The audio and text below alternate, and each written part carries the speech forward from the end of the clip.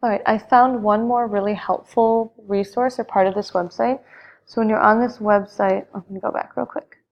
If you find your location, you click on it. I'm just sticking with the Cerrado region.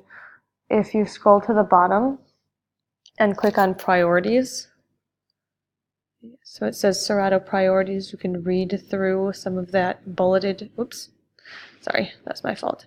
The bulleted information, but also on this side, it just gives you some just clean, nice information about plants, birds, mammals, reptiles, amphibians, etc., etc.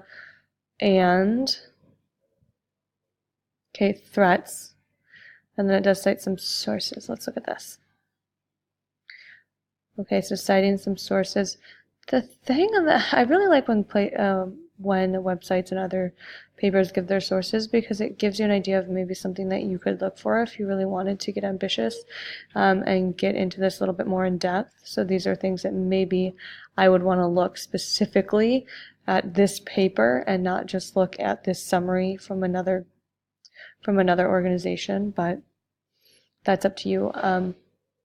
I would suggest looking at this as well. If you look at this, you should cite this separately because this isn't one of those reports. It's part of the website, and you can do that using the citation machine or go to the Purdue OWL or any other resources that you've probably used in the past. Just again, be consistent with your formatting. So if you're starting here, okay, thinking about those priorities, thinking about the website, I might just start by looking at the Cerrado priorities and thinking about citing just different parts of the website, and that would be fine. Okay, so hopefully that is also helpful, and then from there you can look at other websites and other information that you can find, because there's plenty of information out there if you're looking. All right, good luck. Bye.